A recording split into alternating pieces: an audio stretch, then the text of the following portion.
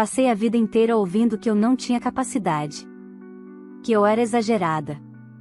Que inventava coisas. Até o dia em que meu próprio pai, diante de mais de 120 convidados, decidiu me humilhar publicamente e minha irmã confirmou: para eles, eu nunca passaria de uma farsa. Uma semana depois, os três fizeram algo ainda pior, me denunciaram à OAB, dizendo que eu nunca fui advogada. O que eles não sabiam é que aquela denúncia colocaria todos frente a frente com uma verdade que tentaram negar por anos. Na audiência, quando o juiz levantou os olhos e me reconheceu, o silêncio foi ensurdecedor. E naquele momento, tudo mudou. Se você acha que já viu injustiça familiar, espere até ouvir o que aconteceu depois. Olá, seja bem-vindo ao canal Histórias Surpreendentes. Curta e se inscreva nesse canal, aproveite e ative as notificações, comente aqui de qual cidade você está assistindo, vou adorar saber e deixar um coração no seu comentário. Vale lembrar que os nossos vídeos não são relatos reais, são histórias voltadas apenas para o entretenimento. Toda a criação e edição são feitas pelo proprietário do canal. Meu nome sempre foi dito dentro daquela casa com um certo peso, como se viesse acompanhado de um aviso silencioso: não espere muito dela. Cresci ouvindo comparações, sussurros atrás de portas e comentários ditos como brincadeira, mas que machucavam como verdades absolutas. Eu era a filha que não saiu como planejado. A que veio depois. A que não puxou ninguém importante da família. Minha irmã mais velha, ao contrário, era o orgulho estampado em porta-retratos e conversas de domingo. Bonita, confiante, sempre elogiada.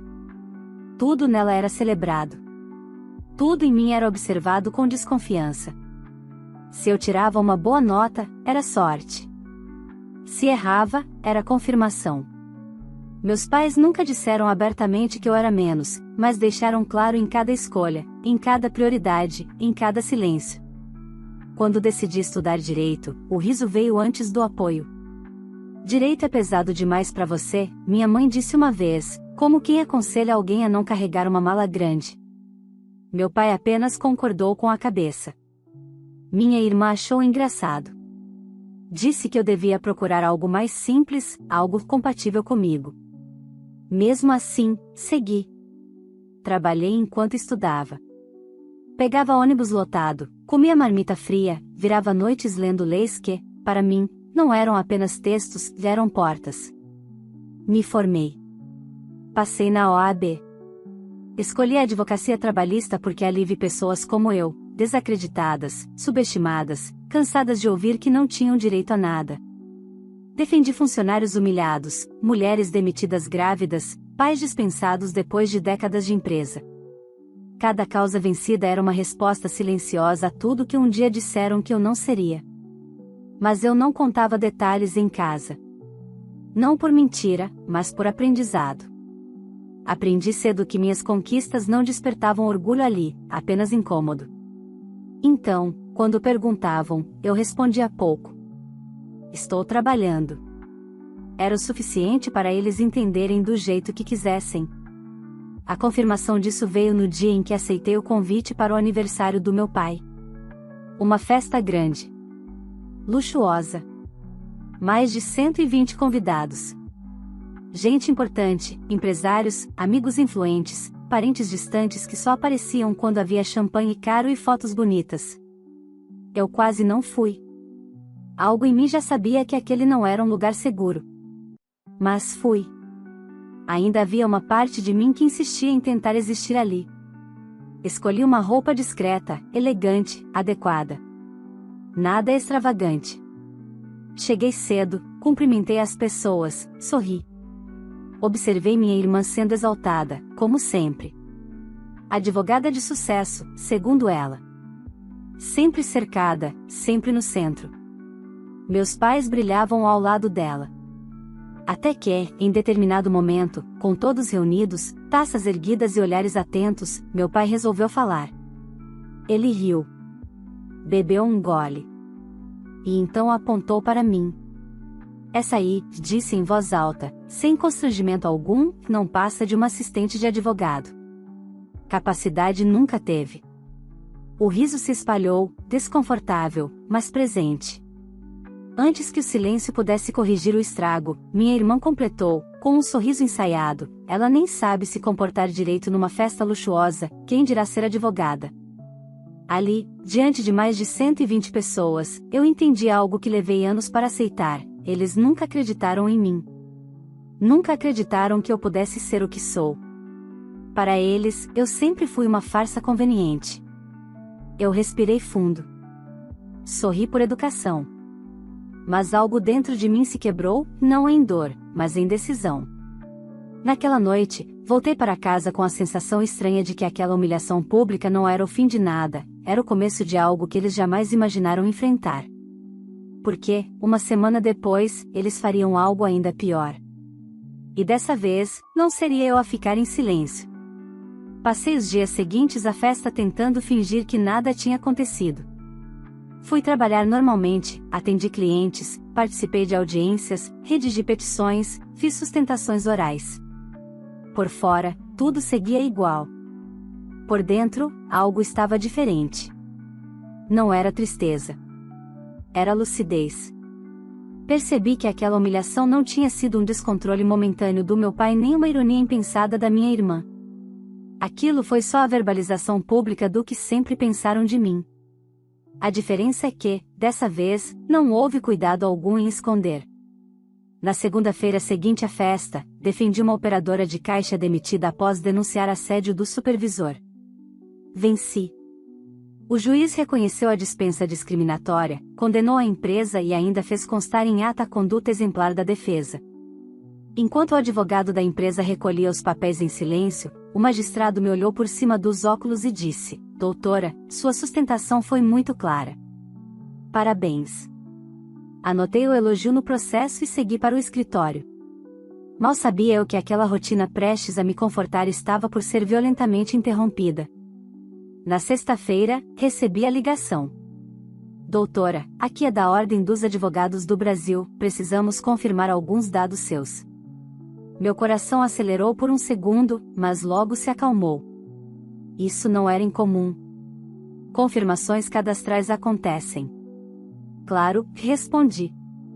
Houve uma breve pausa do outro lado da linha. "Foi protocolada uma denúncia contra a senhora. Precisamos notificá-la oficialmente." O mundo ficou em silêncio. "Denúncia?" perguntei, tentando manter a voz firme. "Sim. A senhora receberá a notificação formal ainda hoje. Trata-se de uma representação ética."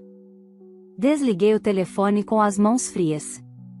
A palavra denúncia ecoava na minha cabeça de um jeito que não combinava com nada do que eu fazia, com nada do que eu era. A notificação chegou por e-mail 2 horas depois. Li uma vez. Depois outra. Depois mais uma. Meus pais. Minha irmã. Os 3. Alegavam que eu nunca havia sido aprovada no exame da OAB. Que teria falsificado documentos. Que me passava por advogada para enganar clientes e o judiciário. Diziam agir por dever moral e preocupação com a sociedade. Senti uma mistura de náusea e incredulidade. Eles não só duvidaram de mim. Eles decidiram me destruir. Liguei para um colega de confiança, um advogado experiente em processos éticos. "Isso é grave", ele disse após ouvir tudo. "Mesmo sendo absurdo, a OAB precisa apurar. Vai haver audiência. Eles sabem que eu sou advogada." "Eles sabem", murmurei. "Sabem", ele confirmou. Mas decidiram ignorar isso. Naquela noite, não dormi. Não por medo do resultado, mas pelo impacto. Pela audácia. Pela clareza brutal de que, para eles, eu nunca deixei de ser a filha incapaz tentando ocupar um lugar que não merecia. No domingo, minha mãe ligou. "Você recebeu a notificação?"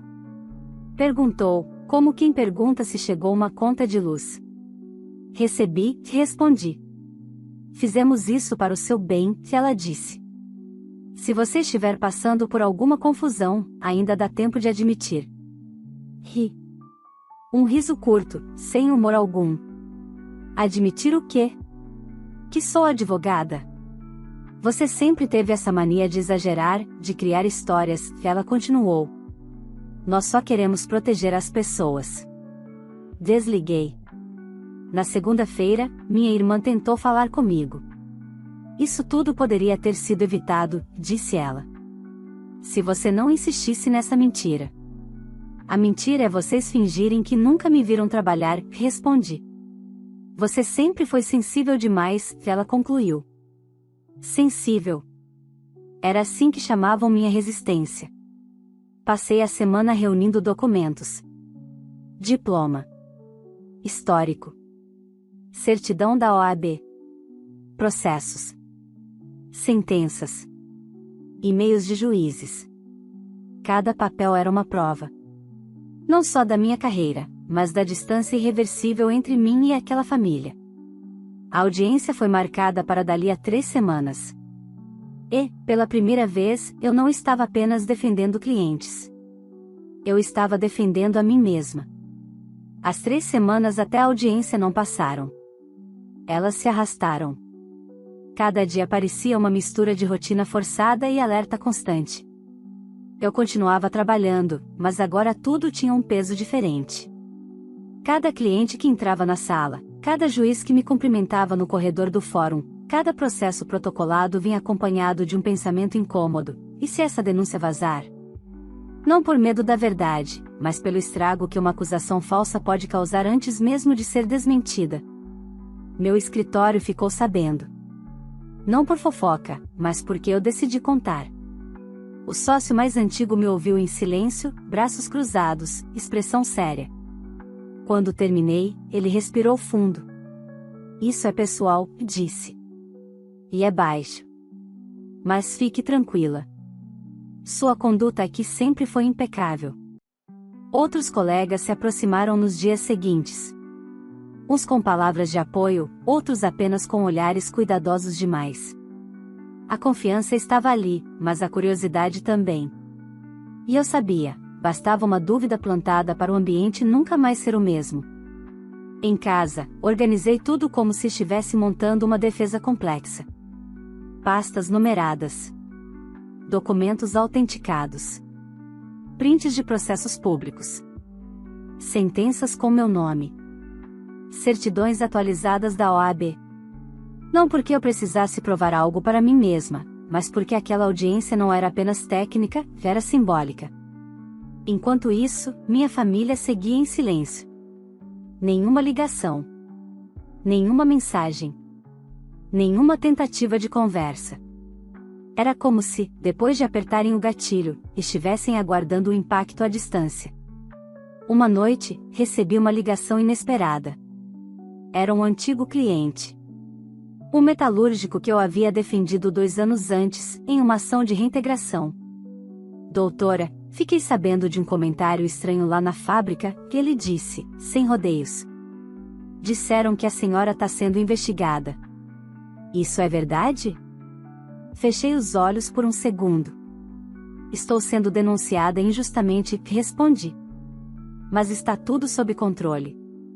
Eu imaginei, que ele disse. A senhora foi a única que acreditou em mim quando ninguém acreditava. Só liguei para dizer que tô do seu lado. Desliguei com os olhos marejados. Foi ali que entendi, aquela denúncia não afetava só a mim. Tentava apagar tudo que eu tinha construído, cada pessoa que confiei, cada vitória arrancada com trabalho e estudo. Era uma tentativa de reescrever minha história sem me perguntar nada. Na semana da audiência, recebi o relatório preliminar da OAB. Li com atenção. As acusações eram frias, quase clínicas. Diziam que eu teria ali indícios de falsificação documental, que havia dúvidas quanto à efetiva habilitação profissional. Indícios. Dúvidas. Tudo baseado em declarações da minha própria família. Na véspera da audiência, quase liguei para meu pai. Quase. Não para pedir nada, mas para perguntar por quê. O telefone ficou na mão por longos minutos. Depois, coloquei de volta na mesa. Algumas perguntas não merecem resposta. Merecem consequência. No dia da audiência, acordei cedo.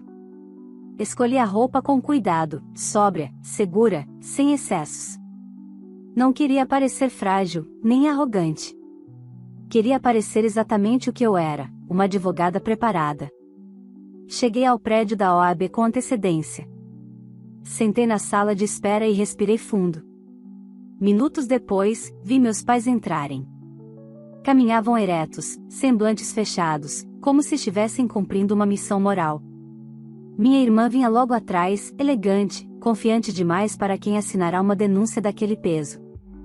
Nossos olhares se cruzaram por um segundo. Nenhum deles desviou. A porta da sala de audiência se abriu. Fomos chamados. Enquanto entrava, tive a estranha sensação de que aquele não seria apenas um julgamento técnico. Algo dentro de mim dizia que aquela sala revelaria verdades que eles jamais imaginaram ouvir em voz alta. E, pela primeira vez desde a festa, eu soube, não seria eu quem sairia dali desmoralizada. A sala da audiência era maior do que eu imaginava. Fria, clara demais, com uma mesa longa no centro e cadeiras dispostas de forma simétrica, como se tudo ali tivesse sido pensado para evitar excessos, inclusive emocionais. Não funcionou. Sentamos frente a frente. De um lado, eu. Do outro, meus pais e minha irmã. Nenhum gesto de cumprimento. Nenhum constrangimento aparente. Eles pareciam convencidos de que estavam fazendo a coisa certa. O presidente da comissão disciplinar entrou acompanhado de outros 2 membros. Um deles era um juiz do trabalho aposentado. Quando levantou os olhos e me encarou, franziu levemente a testa. Foi rápido, quase imperceptível, mas eu vi. Algo ali havia despertado reconhecimento. A audiência começou com a leitura formal da denúncia. Cada palavra soava absurda. Falsificação documental. Exercício ilegal da profissão. Simulação de identidade profissional. Era como ouvir alguém descrever uma pessoa que não existia. Quando chegou a vez dos denunciantes falarem, meu pai se adiantou. A postura era segura, quase teatral. Sempre nos preocupamos com nossa filha, disse. Ela sempre teve dificuldades. Criava histórias, exagerava conquistas. Achamos que isso tinha passado, até ela começar a se apresentar como advogada. Minha mãe confirmou com a cabeça, olhos marejados no momento exato. É doloroso fazer isso, acrescentou. Mas achamos que era nosso dever como cidadãos. Minha irmã foi a última. Eu sou advogada há anos, disse, com a voz firme. Conheço os caminhos da profissão. E nunca vi minha irmã frequentar ambientes jurídicos de verdade. Ela não tem postura. Não tem perfil. Sempre foi insegura. Essa denúncia é para proteger a classe. Perfil. A palavra ficou ecoando. Enquanto falavam, eu permaneci em silêncio. Meu advogado havia orientado exatamente isso. Deixar que eles construíssem a própria armadilha. Quando chegou nossa vez, ele começou com calma. Apresentou minha inscrição ativa na OAB, diploma, histórico, certidões. Tudo organizado, objetivo. Um dos membros da comissão folheava os documentos com atenção crescente. Então o juiz do trabalho pediu a palavra. Doutora, disse, olhando diretamente para mim. A senhora atuou em uma ação de reintegração no setor metalúrgico há cerca de 2 anos? Meu coração acelerou, mas minha voz saiu firme. Atuei, sim. Ele apoiou as mãos sobre a mesa. Eu presidi aquela audiência. Lembro bem. A senhora fez uma sustentação técnica impecável sobre estabilidade acidentária. Citou precedentes que poucos advogados lembrariam. O silêncio se espalhou pela sala. Minha mãe me olhou pela primeira vez de verdade. Não com desprezo. Com confusão. Inclusive, continuou o juiz, fiz questão de registrar em ata a qualidade da defesa. A senhora estava muito segura do que fazia. Ele virou-se para a comissão. Não estou falando de ouvir dizer. Estou falando de atuação direta. Minha irmã se remexeu na cadeira. O presidente da comissão pigarreou. A senhora atua na área trabalhista há quanto tempo? 8 anos, respondi. Com dedicação exclusiva. E quantos processos já patrocinou? Mais de 300. Meu pai soltou um riso nervoso, curto, como quem tenta minimizar. Ela sempre foi boa em decorar coisas, disse. Foi ali que perdi a paciência. Não se decora uma carreira, falei, antes mesmo de ser autorizada. O presidente ergueu a mão, mas não me interrompeu. Não se decora uma sentença, um processo, uma audiência real, continuei. O que vocês chamam de mentira é só algo que nunca quiseram enxergar. A comissão pediu ordem, mas o clima já havia mudado. Os olhares agora estavam voltados para eles. E, naquele instante, percebi que a denúncia começava a ruir. Não por emoção. Mas porque a verdade, quando bem documentada, não precisa gritar. Ainda assim, eu sabia, o pior ainda estava por vir. Depois da minha fala, a audiência entrou em um ritmo diferente. Já não era mais uma acusação sendo analisada. Era uma denúncia sendo desvendada. O presidente da comissão pediu que todos se acalmassem e determinou uma breve pausa. Saímos da sala, mas não nos misturamos. Meus pais se sentaram juntos, cochichando. Minha irmã caminhava de um lado para o outro, inquieta, o salto batendo nervosamente no chão. Pela primeira vez, vi nela algo que nunca tinha visto antes, insegurança. 15 minutos depois, fomos chamados de volta. A comissão decidiu aprofundar a oitiva. Queriam detalhes. Datas. Processos específicos. E eu tinha todos. Respondi com precisão. Número do processo. Vara. Nome do juiz. Resultado. Cada resposta desmontava mais um pedaço da narrativa criada pela minha família. Não havia espaço para achismo ali. Tudo era verificável. Então veio a pergunta que mudou tudo. Os denunciantes verificaram junto à OAB a situação cadastral da denunciada antes de protocolar a representação? Perguntou um dos membros. O advogado deles pigarreou. Eles agiram com base em convicção pessoal. Convicção não substitui diligência, respondeu o presidente, seco. Meu pai tentou intervir. Nós somos os pais dela. Conhecemos nossa filha. Conhecer alguém não autoriza a imputar crime, rebateu o juiz do trabalho. Ainda mais quando se trata de exercício profissional. Minha mãe começou a chorar. Um choro contido, mas visível. Não de arrependimento. De medo. Minha irmã pediu a palavra. Nós só queríamos esclarecer, disse. Sempre houve dúvidas, dúvidas se esclarecem com perguntas, interrompeu o presidente. Não com denúncias formais. A comissão então solicitou algo que meus pais claramente não esperavam, a leitura integral dos processos em que atuei, inclusive decisões judiciais com menções diretas ao meu desempenho profissional. Enquanto os trechos eram lidos, senti um misto estranho de orgulho e dor. Orgulho por tudo que construí. Dor por perceber que aquelas palavras nunca chegaram aos ouvidos de quem deveria ter vibrado comigo. Defesa técnica consistente. Atuação diligente. Argumentação clara e bem fundamentada. Minha irmã abaixou a cabeça. Meu pai já não sustentava o olhar de ninguém. Quando a leitura terminou, o presidente fechou a pasta com firmeza. Está claro para esta comissão que a denunciada exerce regularmente a advocacia, com conduta ilibada e reconhecimento do judiciário. O silêncio foi pesado.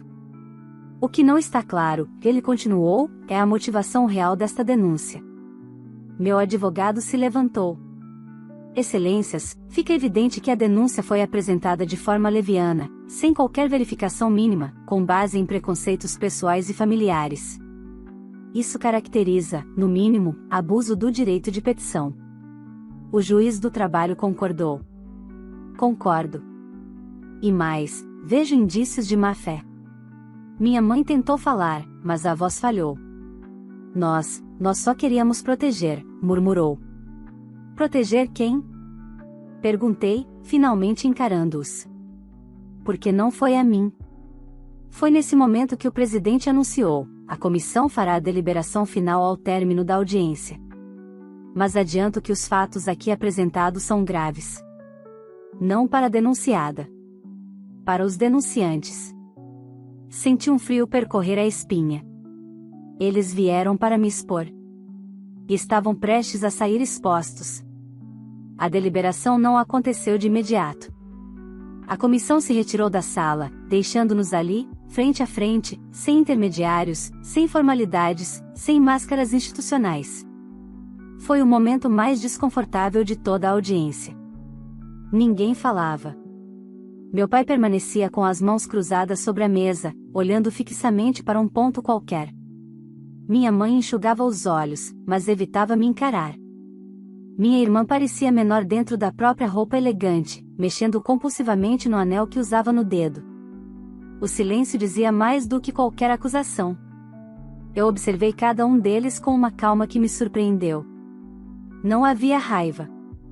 Nem desejo de revanche. O que senti foi algo mais definitivo: distância.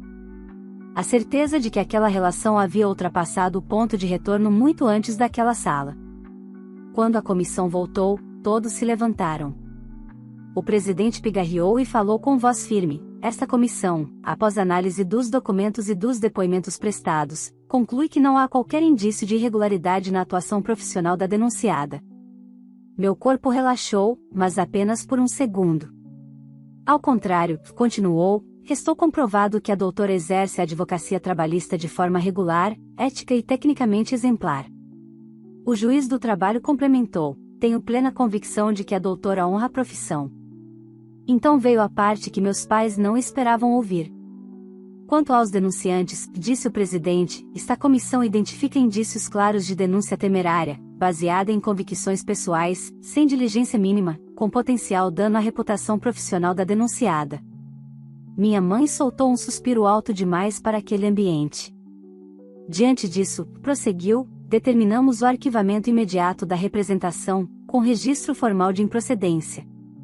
Olhei para frente, respirando fundo. Mas ainda não era o fim. Além disso, continuou ele, os autos serão encaminhados para avaliação de eventuais medidas cabíveis quanto à conduta dos denunciantes, inclusive no que diz respeito à responsabilização por denúncia falsa. Minha irmã levou a mão à boca. Meu pai finalmente me olhou. Não havia raiva ali. Nem orgulho. Havia medo. O advogado deles tentou argumentar algo sobre mal-entendido familiar, mas foi interrompido. A OAB não é espaço para conflitos pessoais, disse o juiz. Muito menos para disputas familiares travestidas de zelo ético. A audiência foi encerrada. Ao sair da sala, senti algo que não sentia há muito tempo: leveza. Não porque eles haviam sido confrontados, mas porque eu não precisava mais provar nada. Nem para eles. Nem para ninguém. No corredor, minha mãe tentou se aproximar. Nós só queríamos ajudar, disse, a voz trêmula. Não, respondi com calma. Vocês queriam me desmentir. Ela ficou em silêncio. Minha irmã deu um passo à frente. Isso saiu do controle, murmurou. Saiu, concordei. Porque nunca foi sobre controle. Foi sobre aceitar que eu sou quem vocês decidiram ignorar. Fui embora sem olhar para trás. Nos dias seguintes, os reflexos começaram a aparecer. Comentários discretos no meio jurídico. Perguntas cautelosas.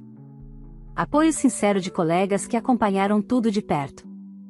Meu nome não foi manchado, pelo contrário, foi fortalecido. Mas eu sabia, ainda havia algo pendente. Nem toda a consequência havia se revelado. E o capítulo final dessa história não seria escrito dentro da OAB. As consequências não demoraram. 2 semanas após a audiência, recebi um e-mail formal da OAB comunicando o arquivamento definitivo do processo, com menção expressa à improcedência da denúncia e à inexistência de qualquer irregularidade na minha atuação profissional. O texto era técnico, impessoal, mas para mim soou como um ponto final escrito com precisão cirúrgica. No mesmo dia, meu nome passou a circular de outra forma. Colegas que eu mal conhecia vieram falar comigo. Advogados mais antigos comentavam, em voz baixa, a coragem de manter postura diante de algo tão violento. Um juiz com quem eu já havia atuado fez questão de me cumprimentar no fórum e disse apenas: nem todos aguentariam o que a senhora aguentou. Continue. Continuei. Meu trabalho cresceu. Não por pena. Por reconhecimento. Novos clientes chegaram indicados por antigos. Histórias de funcionários demitidos injustamente, mulheres silenciadas em empresas grandes, pessoas que precisavam de alguém que não recuasse diante de pressão. Eu sabia exatamente como era estar do outro lado. Enquanto isso, minha família lidava com o próprio silêncio. Soube, por terceiros, que meus pais foram chamados para prestar esclarecimentos sobre a denúncia. Nada criminal, mas constrangedor o suficiente para manchar aquela imagem moral que tanto gostavam de sustentar. Amigos se afastaram. Convites diminuíram. As perguntas começaram. Minha irmã foi a mais atingida. A denúncia falsa assinada por ela gerou um procedimento interno na OAB. Não perdeu o registro, mas recebeu a advertência formal. No meio jurídico, isso pesa. Portas não se fecham de uma vez, elas rangem antes. E eu ouvi dizer que começaram a render para ela. Um mês depois, minha mãe me ligou. Atendi. Nós erramos, disse, sem rodeios. Talvez tenhamos exagerado. Exagerado. Respirei fundo antes de responder. Vocês tentaram acabar com minha carreira, disse. Isso não é exagero. É escolha. Somos seus pais, insistiu meu pai, entrando na ligação. Família é família. Família não faz o que vocês fizeram, respondi, com calma. Família não ridiculariza, não desacredita, não denuncia sem sequer perguntar. Houve silêncio do outro lado. Não vou processar vocês, continuei.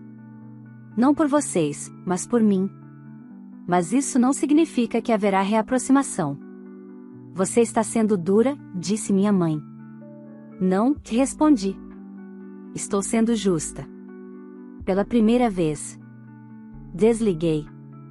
Nos meses seguintes, organizei minha vida com uma clareza nova. Mudei de apartamento. Reformei o escritório. Passei a orientar jovens advogados recém-formados, muitos deles vindos de famílias que nunca acreditaram que eles chegariam tão longe. Eu me via neles. Nunca mais fui a festas da família. Não por ressentimento, mas por falta de sentido. Alguns vínculos só existem enquanto alguém aceita ser diminuído. Eu não aceitava mais. Anos depois, encontrei minha mãe uma única vez. Eu estava em uma audiência importante. Argumentava sobre verbas rescisórias quando, ao erguer os olhos, a vi sentada ao fundo da sala. Mais velha. Menor. Sozinha. Observando. Nossos olhares se cruzaram por segundos. Ela não sorriu. Não acenou. Apenas assistiu. Venci a audiência. Quando saí da sala, ela já não estava mais ali. Nunca soube por que foi. Talvez curiosidade. Talvez arrependimento. Talvez nada. E, pela primeira vez, isso não me incomodou. Voltei para o escritório.